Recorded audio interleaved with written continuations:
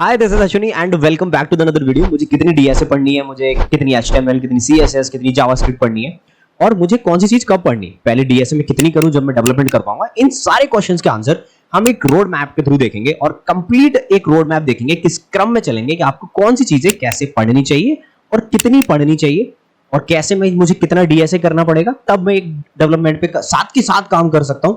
ये सारी चीजें हम इसमें देखेंगे। तो चलो डायरेक्टली हम एक रोड मैप पे सर्च मारते हैं और देखते हैं कि ये रोड मैप कैसे चलने वाला है। तो सबसे पहले अगर मैं बात करूं तो रोड मैप है हमारा how much DSA, HTML, CSS, JavaScript, हम ये इसमें बात करने वाले हैं। तो पहले अगर एक डीएसए की बात करूं तो जावा और सी प्लस प्लस में कोई भी एक लैंग्वेज चूज करोगे। अब डीएसए, अब ये सारे मेरे एक डीएसए के टॉपिक्स हैं, ठीक है, ये आपको पता होगा। हर एक वीडियो में बता चुका हूं रिकर्जन कितना इंपॉर्टेंट है, array, stack, Q, link list, graph, entry. बहुत बढ़िया। अगर मैं एल्गोरिथम की बात करूं तो मेरी ये बेसिक सी एल्गोरिथम्स हैं, तो searching, sorting, divide and conquer, greedy algorithm, dynamic program, backtracking. अब ये तो रहा कि भैया आपने डीएसए के टॉपिक तो बता दिए, लेकिन ये बात आई नहीं कि मुझे कितना पढ़ना है। इतना डीएसए जितना अभी तक हमने डिस्कस किया है इतना काफी है एक आपकी अच्छी कंपनी निकालने के लिए। आपको जितनी ये एडवांस टॉपिक है, सिर्फ ऊप्स को छोड़ के, ऊप्स तो मैंडेटरी है ही आपका, पहले ऊप्स करोगे फिर डीएसए करोगे। अगर मैं इन दोनों टॉपिक की बात करूं, जो मेरी एडवांस डीएसए है और एडवांस एल्गोरिथम है, ये आप कर सकते हो एक आपके डेवलपमेंट के साथ साथ। जरूरी नहीं है कि आप इनको पहले कंप्लीट करो फिर आप पहुंचो एक डेवलपमेंट पे, नहीं। तो एडवांस डेटा स्ट्रक्चर में क्या करना है मेरे को कि hash table, heap, AVL and B tree and red black tree. देखो AVL tree, red black tree एक ऐसी चीज है जब आप एक एक्सपीरियंस के बाद जाओगे तभी भी बहुत कम चांसेस होते हैं ये कोई आपसे पूछेगा, तो इसका आप बे टेंशन होके जाओ। एक फ्रेशर लेवल पे आपको ये सारी चीजें नहीं पूछने वाला है कोई। अगर आपको ट्री एंड ग्राफ, बाइनरी और ग्राफ आता है तो इट काफी है, ठीक है। अब बात आती है मेरी एडवांस एल्गोरिथम्स की। अब इन एल्गोरिथम में जो तीन एल्गोरिथम है, बेलमन फोर्ड एंड आपकी डिजस्ट्रा एल्गोरिथम, ये एल्गोरिथम की आपको अगर बेसिक्स पता है, आपको फंडामेंटल क्लियर है, तो मैं नहीं चाहता कि आप इस एल्गोरिथम को इंप्लीमेंट कर दो। मैं आपसे पूछूंगा अगर आपको ये एल्गोरिथम पता है तो चलो कोई बात नहीं, बढ़िया है। अब बात आती है कि चलो भैया आपने बता दिया कितना क्या पढ़ना है, कि मैं इतना टॉपिक एल्गोरिथम और ये डीएसए के टॉपिक करूंगा, इतना मेरे लिए काफी है। तो ये बात समझ में आ रही है, इतना डीएसए करो फिर उसके साथ साथ आप डेवलपमेंट कर सकते हो, ठीक है, लेकिन पहले आई रिकमेंडेड कि डीएसए ही करना। चलो अब बात आती है मेरी डेवलपमेंट साइड की, कि मैं डेवलपमेंट कैसे स्टार्ट करूंगा और कितना किस टॉपिक में से पढ़ूंगा। तो देखो मेरी एक हमेशा से एक एडवाइस रहती है कि आप एचटीएमएल के मिनिमम से मिनिमम कंपोनेंट पढ़ो, क्योंकि जब आप एचटीएमएल कर रहे होगे तो हम इतनी फ्रीक्वेंटली और बेसिक वे में जाके एचटीएमएल का भी यूज ही नहीं करते, ठीक है। हमेशा हमारे फ्रेमवर्क्स यूज होते हैं।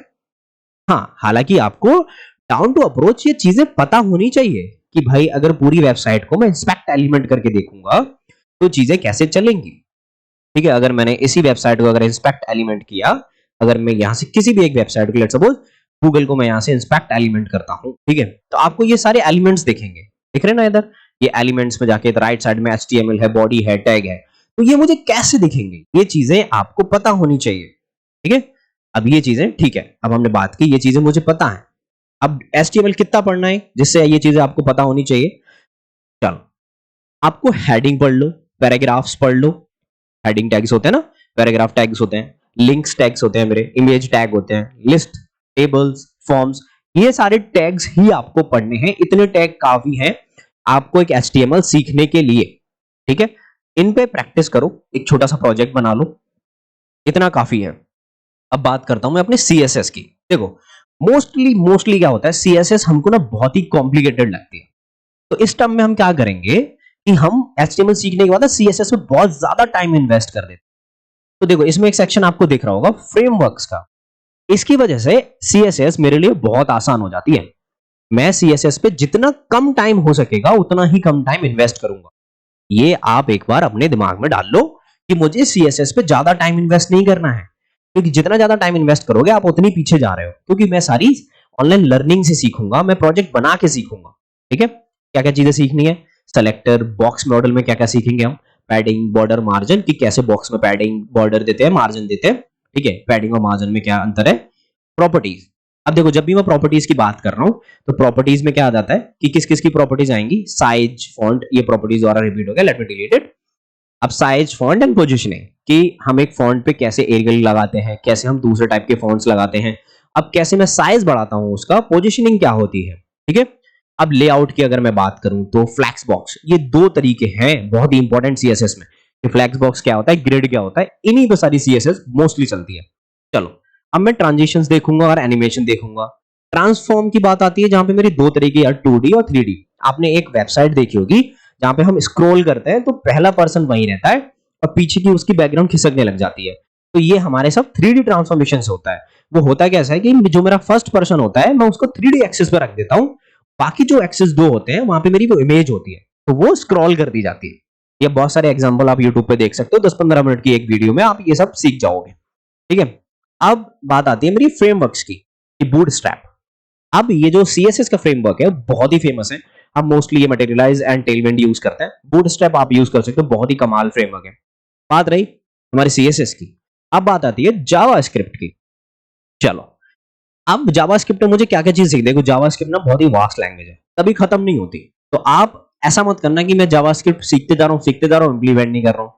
तो यहाँ पे भी हम एक लैंग्वेज जैसे हम सीखेंगे उसके बेसिक फंडामेंटल सीख के हम सिर्फ प्रैक्टिस करेंगे, वैसे ये चीजें आएंगी। कैसे वेरिएबल सीखने हैं, फंक्शन सीखने हैं, if and else and switch cases सीखने हैं, लूप सीखने हैं, इसमें 3 टाइप के, if else do while, array and DOM manipulation कैसे करते हैं हम, ठीक है। अब एसिंक ये सबसे इंपॉर्टेंट है, एसिंक्रोनस फंक्शंस, इसमें हमारी दो चीजें आ जाती हैं, एक प्रोमिसेस, एसिंक एंड वेट।